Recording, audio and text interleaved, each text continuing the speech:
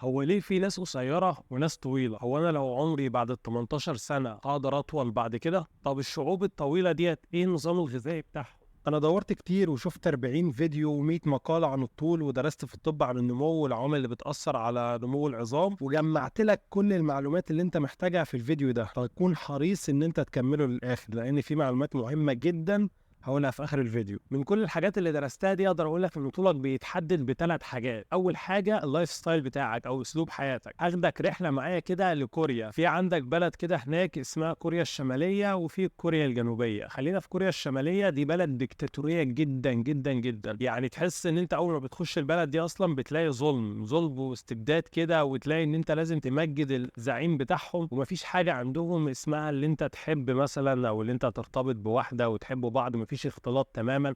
انت بتتولد على حب الرئيس او حب الزعيم بتاعهم. حب بقى اللي هو علشان تتجوزوا وكده، لا ده مش عندهم، ده ممنوع. لو اكتشفوا ان في اتنين مثلا بيتقابلوا بيتسجنوا. كده كده اصلا الرجاله بعد ما بتخلص فتره الدراسه بتاعتهم او الجامعه بيبقى عندهم جيش زي ما عندنا كده، بس احنا الجيش بتاعنا سنه، دول عندهم جيش 10 سنين. فما اظنش ان هي تستناك يعني، وهنا برضو والله مش بيستنوا. المهم ان انت في كوريا الشماليه عايز ضغط وستريس وتوتر ومفيش مواصلات والدنيا فقر والنظام الغذائي معدوم واللايف ستايل بشكل عام او نظام حياتك محطوط تحت دايره مغلقه وانت عمال تتضغط عليه. على عكس تماما كوريا الجنوبيه. كوريا الجنوبيه الانفتاح والاغاني والدنيا حلوه هناك والازدهار والفلوس. ده انت يا اخي عندك الطفل اول ما بيتولد ما بيتحسبش ان هو عنده يوم، لا بيتحسب انا بيحسبوا له عدد الشهور التسع شهور اللي هو كان في بطن امه، بينزل على طول بيقولوا عليه عنده ده سنه. يعني انت لو عندك صاحبك كوري كوريا الجنوبيه ما تغلط، لو سالته انت عمرك كام قال لك 20 سنه، تعرف ان هو 19، لانه هناك بيزودوه سنه اللي هو اتولد فيها لسه كان في بطن امه. المهم ان الطفل هناك اول ما بيتولد بيبدا ان هو يتعلم فنون، يتعلم موسيقى، فبيبقى البيئه اللي حواليه بيئه كويسه، فيها اغاني، فيها دنيا، فيها عايشه كويسه. ولذلك في دراسه اجريت قال لك سكان كوريا الشماليه اللي هي فيها اضطهاد بيكونوا اكثر من سكان كوريا الجنوبيه اللي هي حياه مزدهره. ودي كانت اول حاجه بتاثر على حياتك، ان انت لو حياتك في ضغط وستريس وضايق واضطهاد وانا طولي قصير وعلى طول شاغل بالك بالحوار دوت، انت عمرك ما هتزيد، لان الجسم بتاعك الهرمونات بتاعت جسمك كيمياء دماغك بتتاثر بكل العوامل دي عوامل البيئه. انت عمال تاثر عليها بالسلب، عايش حياه سلبيه، مقلق، خايف، عمرك ما هتزيد، عمرك ما هتطول. حتى لو كان جسمك يقدر ان هو يطولك، بس انت اللي بتحدد الكلام ده. انت بالضغط اللي بتحطه على نفسك مش هتروق كده وخلي حياتك سعيده وكويسه وعيش حياتك وروق يعني وتبص. تاني حاجه بتاثر على الطول وهي طبعا النظام الغذائي، الاكل اللي انت بتاكله.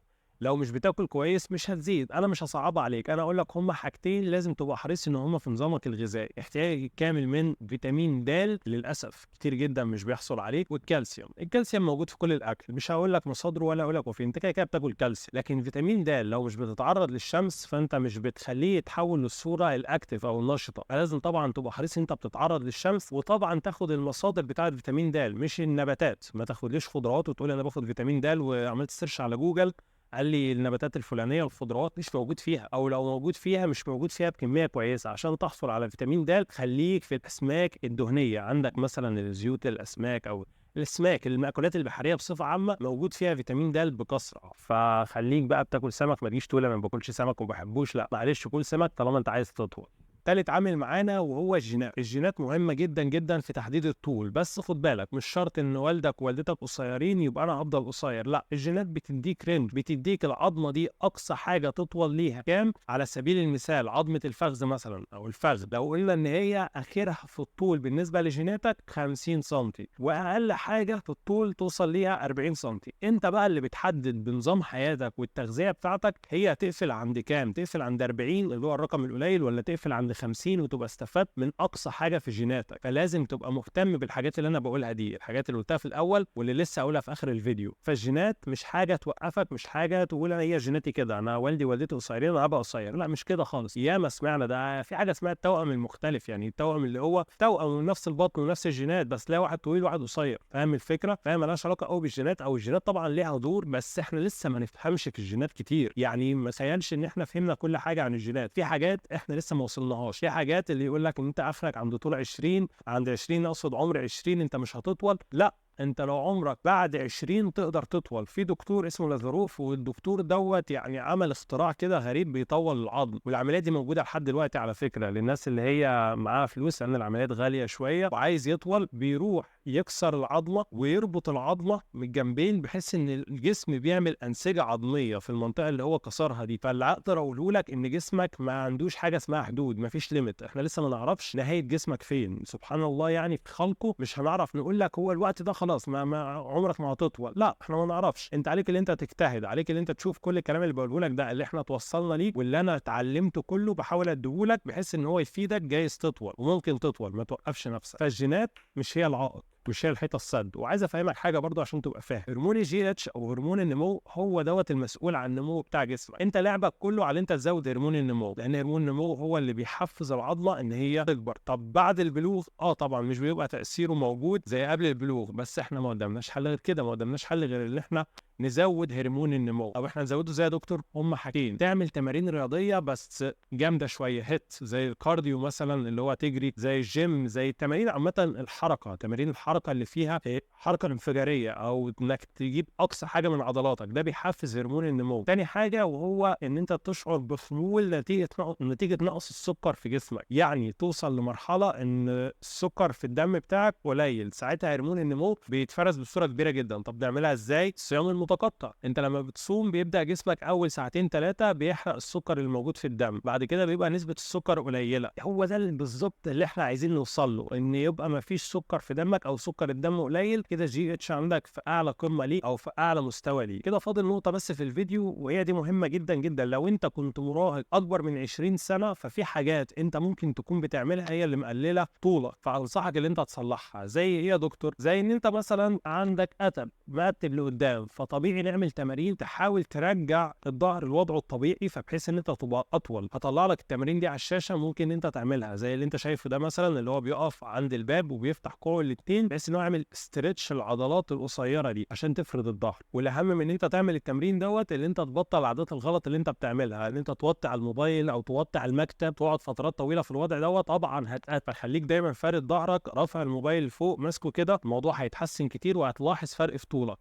انا شفت فيديوهات غريبه جدا جدا عن الطول، تمارين متخلفه، وانا عارف انا بقول ايه، ان اللي يقول لك مثلا انت لو نمت على السرير واستلقيت بالطريقه الفلانيه هتصحى الصبح هتلاقيك زايد 1 سم، وتلاقي التعليقات الناس منبهره. طبيعي، لان انت عندك الفقرات بتاعه ظهرك دي ما بينها غضروف، الغضروف دوت بيكون فيه ميه، انت نتيجه الشغل والشيل والحط والمجهود طول اليوم بتيجي على نهايه اليوم الغضروف ده مضغوط، فالميه خارجه منه، فتلاقيك اقصر 1 سم او 2 سم. لما بتنام وبتستريح تصحى الصبح تشوف طولك هتلاقيك زياده 1 سم او 2 سم. ده ما جاش من حاجه، ده جه بس ان الغضروف خد الميه تاني، دخل في الميه فرجع لطوله الطبيعي، هتلاقيك زدت ال 1 سم او 2 سم. لذلك انت طولك الصبح غير طولك بالليل. ونقطه مهمه جدا، ولا ليه نقطه مهمه؟ انا هوريك الفيديو.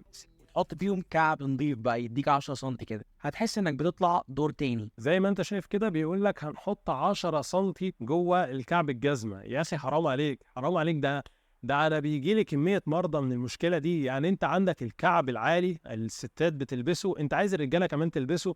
يا عم سيب نفسك قصير عادي، ما تعملش في نفسك المصيبه دي. صدقني انت كده ممكن تعمل ضغط على الفقرات بتاعه الظهر، هتسمع معاك بوجع في رجلك، تجيب لنفسك مشاكل كبيره جدا. وغير ان العضلات بتاعه رجلك اصلا عضلاتها هتقصر وعضلاتها هتبقى اوفر اكتيف او شغاله باستمرار، هتبوظ الميكانيكس بتاعه جسمك. ربنا خلق رجلك عشان تدوس عليها كلها، ليه تعمل الحركه دي؟ ليه تمشي على صوابعك بس؟ عايز ان انت ترفع كعب الجزمه او تزود الكام سنتي دولت، يبقى تلبس كوتشي عالي، كله عالي مش الكعب بس، زي الكوتشي اللي انت شايفه في الصوره ده. ما تعملش بالله عليك مشاكل في جسمك، مش عشان نصلح حاجه نبوظ حاجات. واخيرا لو ربنا ميزك وخلقك بصوره بمعايير المجتمع بتقول ان انت قصير فما تزعلش، ده حاجه بتميزك. ربنا خلقك في احسن صوره في حياتك، ربنا خلقك عشان تعمل انجازاتك وتبقى مؤثر في الارض، فما تتضايقش خالص، ما تخليش الشيطان يدخل لك في الحته دي ويخلي ثقتك بنفسك قليله وتحس ان انت منبوذ في المجتمع او الناس شايفاك قصير، الناس محدش مركز مع حد. خد بالك وانت تقدر تبقى احسن واحد في الدنيا. يا عم واحد زي ميسي، يعني انت شايف ميسي قصير ازاي؟ وفي ناس ما بتحطش اصلا صوره شخصيه لنفسها بروفايل بيكتشر وبتحط صوره ميسي، انت فاهم واصل لايه؟ فانت تقدر توصل لابعد بكتير كتير جدا من حدود عقلك. فخليك دايما واثق ان ربنا خلقك في احسن صوره، وانت احسن من غيرك كتير. يعني ربنا سبحانه وتعالى دايما حطك في مكان كويس، دايما خلقك في احسن صوره. احنا بنحمد ربنا لما بنشوف حالات يعني حمد كتير جدا جدا، بنقعد نحمد ربنا كل شويه، لان في ناس فعلا تبقى تشوفها طول وهيبه وكلام من ده، وتلاقيه مره واحده حادثه قاعد في البيت ما بيتحركش. في واحد بيفضل طول حياته ماشي بمرض خبيث ملوش اي علاج. في واحد من يوم ما اتولد ليوم ما بيموت هو في المستشفى. فانت احسن من غيرك كتير. فانت يعني ما تخليش حته الطول دي تاثر فيها او تخليها زياده عن اللزوم، عمال تفكر فيها وحاطط ضغط على نفسك. لا،